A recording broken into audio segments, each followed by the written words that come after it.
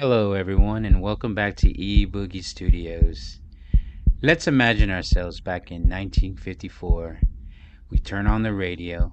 We're going to listen to our favorite series called Suspense. Hope you enjoy.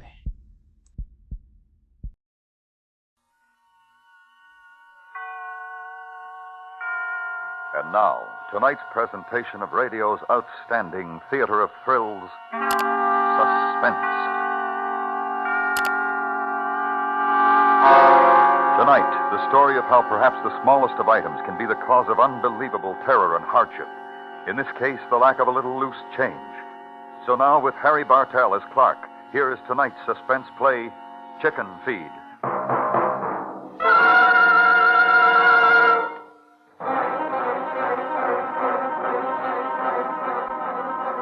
All right, it was a silly thing to fight over, I admit it. A nickel, a measly, worthless nickel. Chicken feed.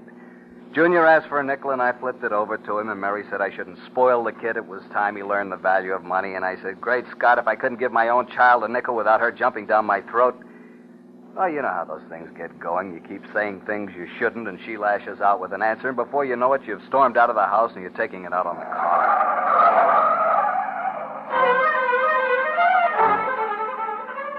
50 miles cooled me down a little, but not much. I automatically slowed up when I came to the sign, "You are now entering Lansing, California.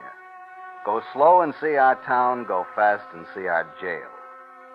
Driving through the quiet Sunday street gave me time to think of something besides the biting words Mary and I had slugged at each other. I pulled up at a little cafe next to the police station. It had a whitewashed sign on the window. Best cup of coffee in town for 5 cents. I went in. I resent that, Officer Brady. Two over easy, Sam. Heavy on the fried. What's yours, mister? Coffee, please. Coming up.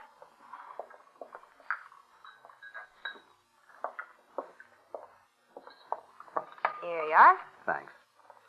Say, Officer Brady, how's your star boarder? Well, Phillips, they're coming for him in the morning. Think you'll be able to hold him till then?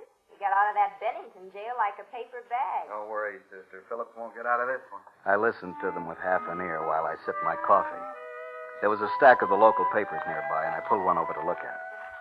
This Phillips was on the front page. Bank robber. Killed a teller. He had a face I wouldn't want to run into. Close. After a while, the hot coffee made me feel better. Maybe I'd been at fault as much as Mary. She wasn't the only one who had a bad temper. On a sudden impulse, I left my coffee and went over to the phone on the far wall. I heard the dial tone, then I fished in my pocket for change. It was empty. Say, miss, could you change $1 for me? I want to use the phone. Yes, sir.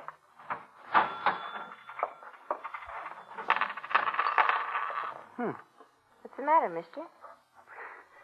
My wallet. I seem to... look, I'll be back in a minute. Mary wasn't the only one with the temper.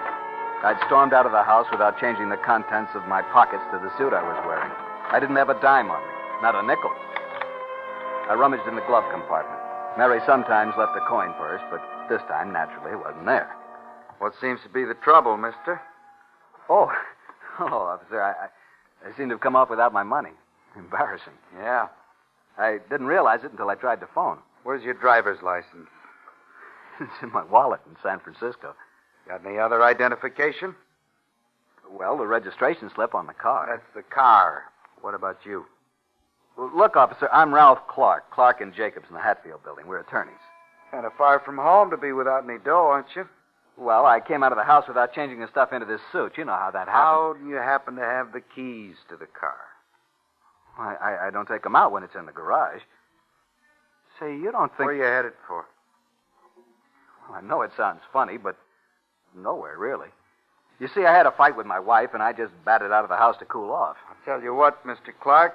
Suppose we just mosey over to the station. Station? Say, what is it? Nothing. Nothing at all. It's just next door, and you can call your wife from there. Well, I don't see why that's necessary. If you just lend me the money, I could call here and reverse the charges. We'll go. You can leave the car here. I'll take that key. Well, now, look here, officer. I don't get Move. this. Come on, move.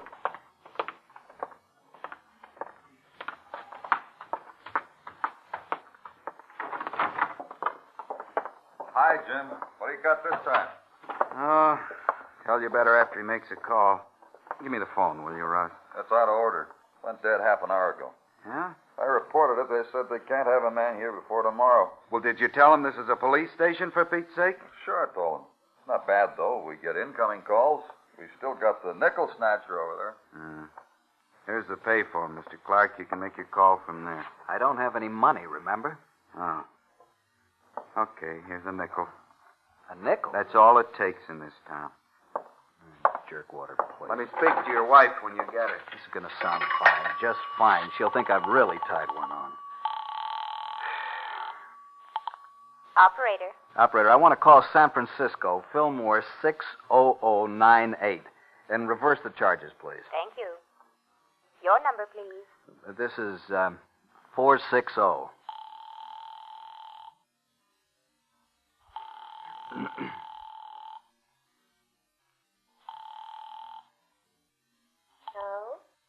I have a collect call from Lansing, California for Fillmore 60098. Will you accept it? Lansing? Well, I don't know It's me, Mary. Take the call. Oh, it's you, is it? What do you think you're doing? 50 miles Will you from... accept the call, madam? I should say not. For the very idea. Mary, wait. I'm Hey. sorry. The party will not accept the call. Look, operator, get her back, will you? This is important. I'll ring them again. Swell, that's a sweetheart.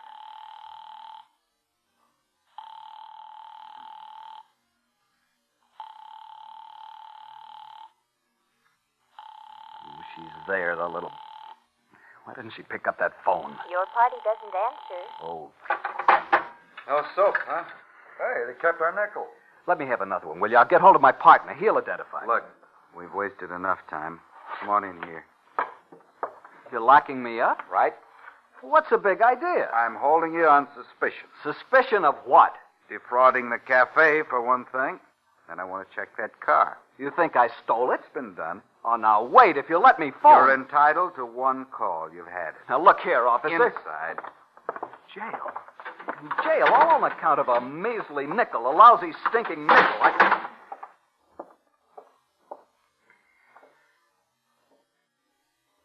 You mean you ain't even got a nickel? No. You see, Gee, that's too bad, ain't it, Pete? Sure is. Wish we could help you out. Maybe we can. Have you got a nickel? Sure. Got 3 of them. Will you lend me one? Just one.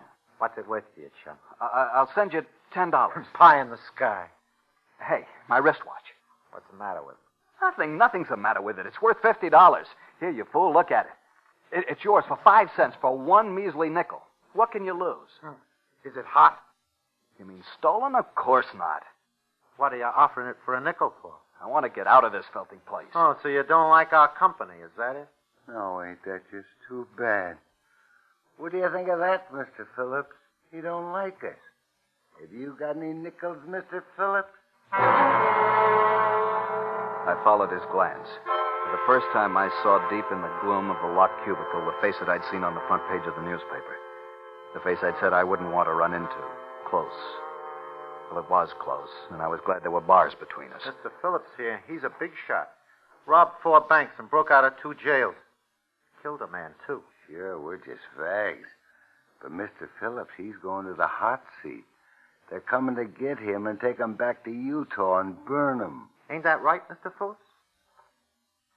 Mr. Phillips don't want to talk about it. Mr. Phillips don't want to talk about nothing. Mr. Phillips ain't very sociable. Just like this. Now, look, fellas, I want to get out of this jail. Here, take the watch and give me that nickel, huh? Tell you what, I'll match you for it. Match me? Yeah, nickel against the watch. Well, Take it or leave it. all right. Leave Pete hold the watch. I'll flip the nickel on the floor. You call. Heads. Tails, I win. Hey, wait a minute. Get your foot off it.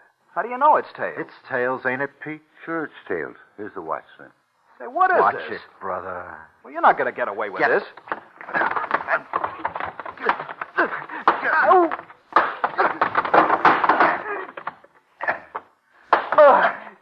Don't kick me. Hey, what's going on there? Officer, it ain't nothing. This new guy's acting up is all. Quiet down in there. Get up. Can't. Trying to get us in trouble, huh? No. Look, fellas, for heaven's Shut sake. up. Okay. Kangaroo. I'll be the judge and you'll be the prosecutor, huh? Yeah. Maybe Mr. Phillips will be defense attorney. You want him, Mr. Phillips? He don't want him. Prisoner at the bar, stand up. I said stand up. Now cut it out. I... All right, counselor. What's the prisoner charged with? Your Honor, this man is a desperate criminal. He's charged with breaking into jail, insulting his fellow boarders, poor sportsmanship, and fight. A very dangerous character, Your Honor. Yeah, guilty on all counts. Prisoner, have you anything to say before I pronounce sentence? No? Okay. I fine you 5 cents. Hand it over. You know I haven't got it. Can't pay, huh? Well, then, you can work it out. Rate of 1 cent a day. Your first job will be to shine the court shoes. Shine your own shoes. Oh, so he's going to be like that, huh? Hold 'em slim. Officer! Officer! Oh! Pipe down in there. All right. Now get on them shoes.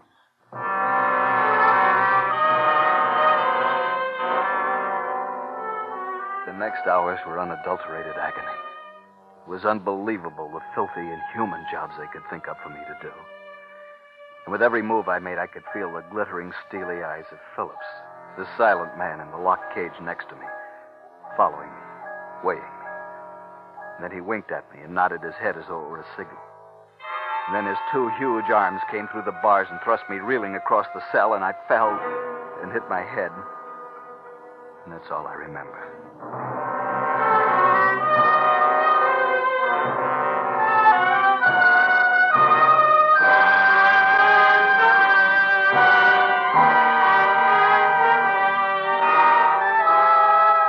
You are listening to Chicken Feed, tonight's presentation in radio's outstanding theater of thrills, Suspense.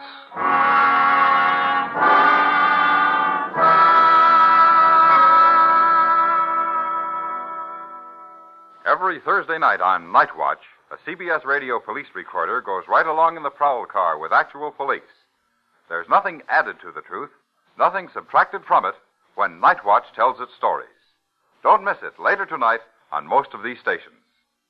And now we bring back to our Hollywood soundstage Harry Bartell as Clark in tonight's production of Chicken Feed, a tale well calculated to keep you in suspense.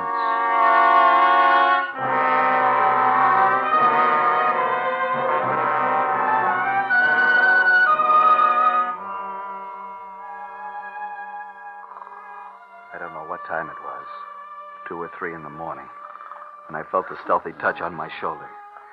I opened my eyes. I was still on the stone floor, and Phillips was bending over me, holding a revolver. You fool. You want to wake them punks? Get up quick.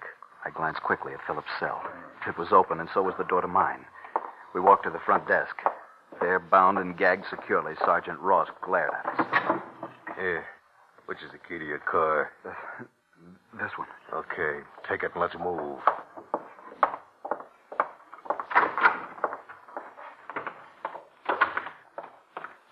Where's the car? Over there. You drive.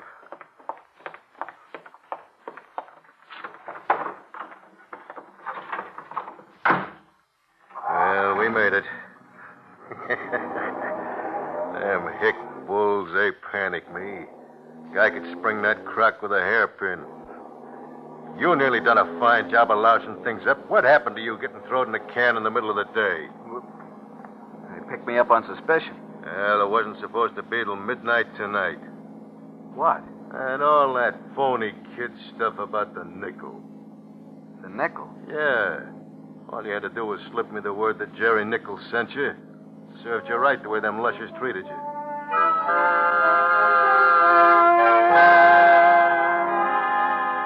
Jerry Nichols. Nichols? He thought I was an accomplice, sent by a partner to help him break jail. Then all my screams about a nickel had been nothing but a signal to him, a signal that I came from Jerry Nichols. Jerry got the hideout set up? Yeah. Where is it? The hideout? The hideout. We're going to Jerry's place first, right? Then what? Well, I'll take you to Jerry's, and then he'll take over from there. How far is it to Jerry's?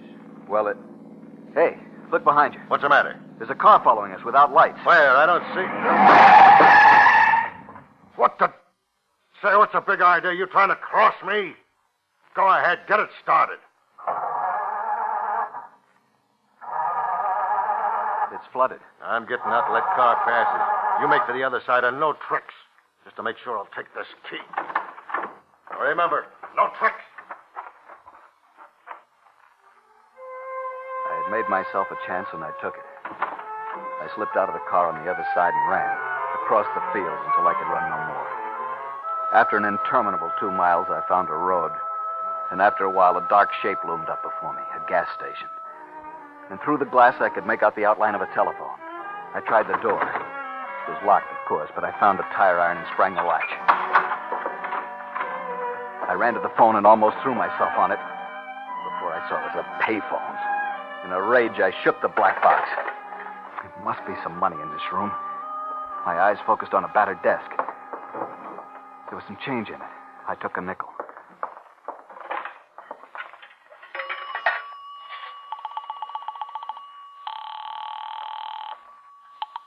Number, please. Kept me San Francisco. Sutter 15994. Thank you. There may be a slight delay, sir. I'll hold on. But hurry, operator. It's important. One moment, please. I waited. Far down the road, the headlights of a car joggled over the rise and aimed toward me. I hung up the receiver, closed the cash drawer, snapped the lock on the door. Then I crouched beneath the desk.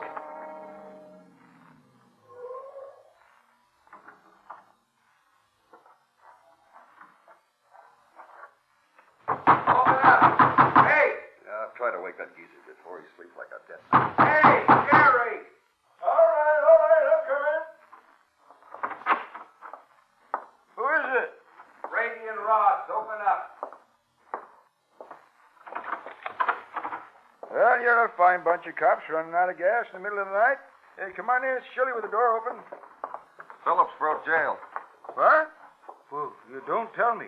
Yeah, how'd he do that? Well, there was two of them. He had an accomplice. Said he was a lawyer. We found their car abandoned on the road back at Ferris's hop field. Ran out of gas. They can't be far away. There was a big reward for Phillips after he broke jail at Bennington, wasn't there? Yeah. $1,000. Hey, you know him, don't you? You were in the Bennington Post when he did that break. Yeah. We was roommates for a night. I was pretty scared. How'd he do it, the break? Well, I don't know. I was sleeping it off. $1,000 reward, huh? Don't you go getting any ideas now. That Phillips is a killer, and so's his partner, most likely. Well, I ain't exactly helpless myself. Got me a nice little fella in my side here. You take my advice, chum, and put the gun away. You show up here, you talk soft, and let us do the capturing. Sure. I'll play safe. Well, we'll be going. Just wanted to alert you, Jerry. Yeah, well, thanks. So long, boys.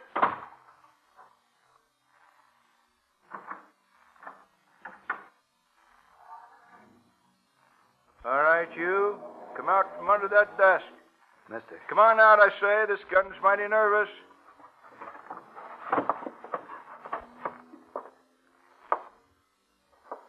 Now get your hands up, stand over there. Look, mister, I'll do the talking. Who are you? You gotta believe me. I'm not a criminal. I'm a lawyer. Oh, yeah, you must be that other one. Hey, keep them hands up. Now, where's Phillips? I left him in the car. Now, that's another thing. You can get the reward. I know who he's going to meet, and they're going to a hideout. I see, who's he going to meet? Somebody named Jerry Nichols. There.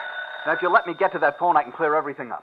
No, you don't. You stay right where you are. But that's my partner, my law partner in San Francisco. I only broke in here so I could phone him. He'll identify me. You don't believe me? Yeah, I believe you all right. Then what? Answer it yourself. You'll see. Not on your life, mister. Will you think I'm out of my mind? But you've got to answer it, Jerry. You don't know what I went through to place that call. You can't just stand there. Jerry. You're Jerry Nichols. Yep, that's right. So you see... Jerry! Jerry! Turn off that light. It's Phillips. You stand over there where he can't see. Now, go on. Jerry! Come on in, Phillips. Hey, ran out of gas, and that punk... Oh, Jerry! Run! Yep, dead or alive. I just made me $1,000. You're worse than he is. Shut up. Maybe I can get a reward for you, too. A small one. I could feel the bullet land in my side just below the belt, and the avenues of pain spread out like the cracks in a hammered window glass. But somehow, strangely, it didn't stop me. I kept moving toward him. He backed away, surprised. He was aiming for another shot when we grappled. I got the gun, and he got my throat. He fell backwards over the chair, and I was on top of him. As we threshed around on the floor, I brought his hand up suddenly and smashed his own gun in his face. And then he lay still. I listened to his heart. He was alive. I got up gasping for breath, and then I realized that I was all right. Yet he'd shot me, hit me. I should be lying there on the plank floor instead of that grotesque heap in the shapeless flannel nightgown. I felt my side where the bullet had struck. Brought my hand away. There was no blood on it. There should be blood. I touched the spot again, fingered the contour of something small and round. I pulled it out of my watch pocket, battered where the slug had struck it, bent almost double. A nickel. Nickel. The 20th part of a dollar. All a man needed to buy a cup of coffee, to make a phone call, to pay a fine in a kangaroo court. To save his life. And I'd had it all the time. I'd had it all the time. I'd had it all the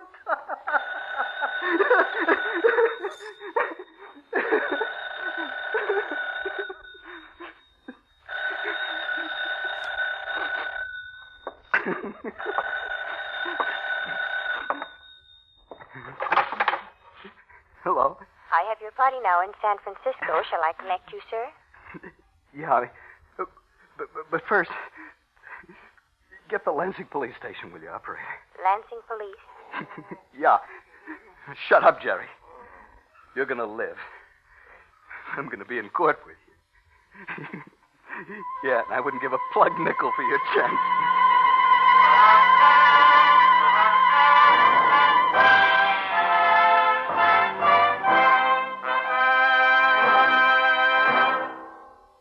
Suspense, in which Harry Bartell starred as Clark. Crime Photographer is now heard Friday nights on CBS Radio. Tomorrow, marking his move to the new Night and Time, Casey tackles a tough assignment, confronting a corrupt political boss, a beautiful redhead, and the wayward son of a respected cop in his efforts to crack a protection racket rooted in the city. Don't miss Crime Photographer in action tomorrow night against crime and criminals. Next week, the simple tale of a woman who finds herself accused of murder and yet has no remembrance of either the act itself or the person she is said to have killed. We call it Lost. That's next week on Suspense.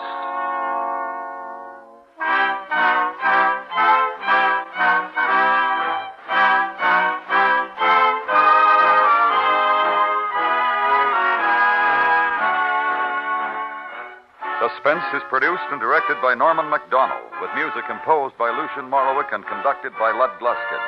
Chicken Feed was specially written for Suspense by Lawrence Goldman. Featured in the cast were Clayton Post, Jack Crucian, James Nusser, Vic Perrin, Edgar Barrier, Michael Ann Barrett, Larry Thor, and Eleanor Tanin.